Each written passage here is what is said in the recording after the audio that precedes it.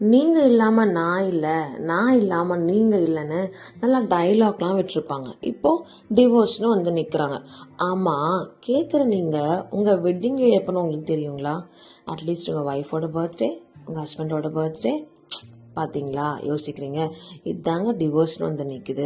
உங்கள் லைஃப் பார்ட்னருக்கு கொஞ்சம் time spend பண்ணி தான் பாருங்களேன். அப்புறம் டிவோர்ஸ்லாம் பேன் பண்ணிடலாம். வேதமும் அதாங்க சொல்லுது. மார்க் 10:9 கூட. ஆகையால் தேவன் இணைத்ததை மனுஷன் பிரிக்காதிருக்க கடவன் என்றார்.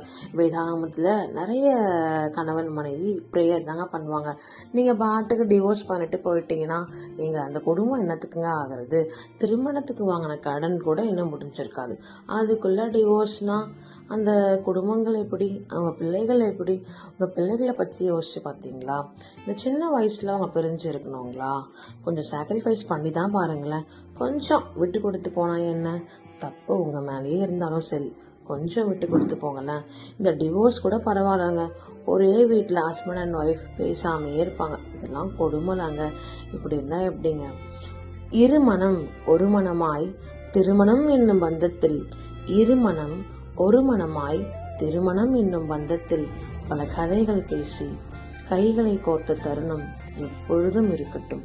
எப்பொழுதும் என்றால் உங்கள் நரைமுடிகள் எட்டி பார்க்க, நரைமுடிகள் எட்டி பார்க்க, தோளெல்லாம் உள்வாங்கி கோல் ஊன்றி நிற்கும் வரை, கோல் ஊன்றி நிற்கும் வரை இருப்பீங்களா? பிரியக்கூடாது. உங்கள் ஃப்ரெண்ட்ஸ்க்கு ஷேர் பண்ணி விடுங்க.